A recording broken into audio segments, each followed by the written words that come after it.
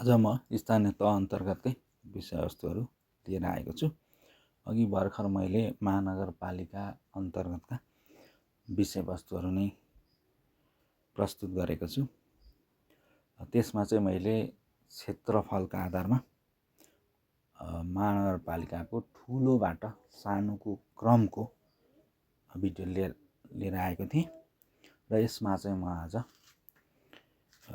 जनसङ्ख्याका आधारमा महानगरपालिकाको ठुलोबाट सानो क्रम लिएर आएको छु। र जनसङ्ख्याको आधारमा महानगरपालिकालाई ठुलोबाट सानोको क्रममा सम्झँदा मैले यस प्रकारको सूत्र प्रयोग गरेको छु। सूत्र यस प्रकारको छ। सूत्र कहाँ पो लप पर्यो बिबी भन त। सूत्र फेरि एकपल्ट कहाँ पो लप पर्यो बिबी भन त भन्ने छ। कहाँ पो लप पर्यो बिबी भन त भन्ने सूत्र छ।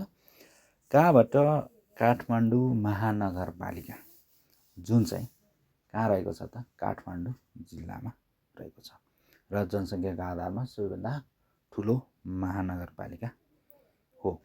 त्यसपछि पोबाट पोखरा महानगरपालिका जुन चाहिँ कास्की जिल्लामा छ।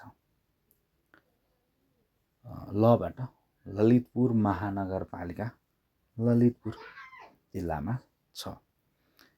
भबाट भरतपुर महानगरपालिका चितवन जिल्लामा रहेको छ। बीबाट विराटनगर महानगरपालिका मोरङ जिल्लामा रहेको छ। बीबाट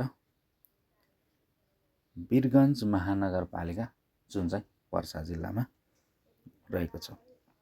र यसरी हामी महानगरपालिकाको लाई जनसङ्ख्याका आधारमा ठुलोबाट सानोको क्रममा सम्झनेछौँ।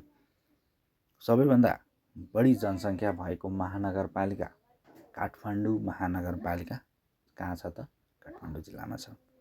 र सबैभन्दा सानो वीरगञ्ज महानगरपालिका कहाँ छ पर्सा जिल्लामा छ।